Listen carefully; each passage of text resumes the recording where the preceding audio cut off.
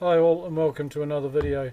This is a DIY as my last video that I just did down at on the Swan River where I did an overnight camp, and I went out on the kayak and I was talking about a mount I've made, an underwater mount I've made for my GoPro. So I said I'll show you what I've made and a little bit of footage from it. So what it is a piece of PVC with the GoPro mounted in it. Fairly basic.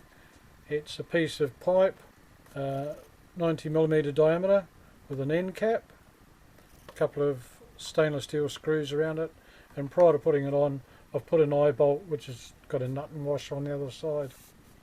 The other end is just the attachment you buy with the thread on it, slips on and glues into place, and an end cap. The end cap's got some holes in it and there's some holes around here. So I put the weight in the bottom, and I can put some burley in there if I'm trying to attract a few more fish around to get some better footage. Put all that on, so that's your heavy end. Up under here I've got a little bit of pool noodle chopped up, so that when it's in the water it's going to hopefully sit up nice and square even if it's sitting on the bottom and won't fall over.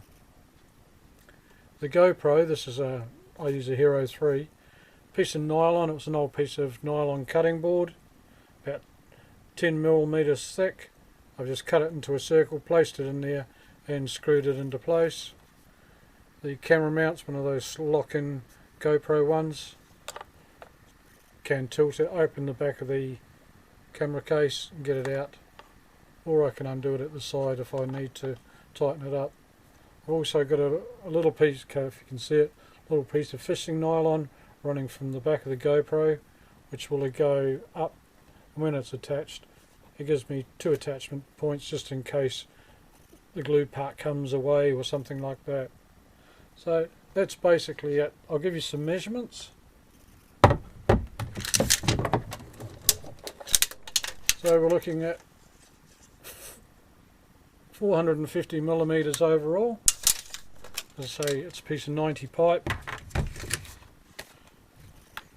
The cutout you can vary to suit yourself. This one is 120mm and approximately 90 across there. So that gives you some protection at the back for the camera as well. You got your float. Take the bottom off, put your weight in there, put your burley in there if you wish, tie it to a rope and basically drop it over the side. I did find, and you'll see in the little bit of video that I added to this, because it does move around a little bit in the water. If you slow, when you do your video, if you slow it down by 50% or a little bit more, you'll get a nice clear smooth movement underwater.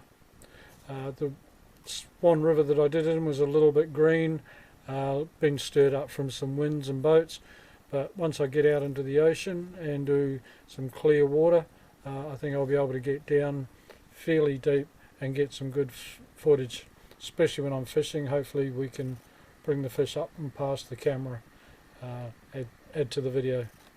So that's the whole box and dice.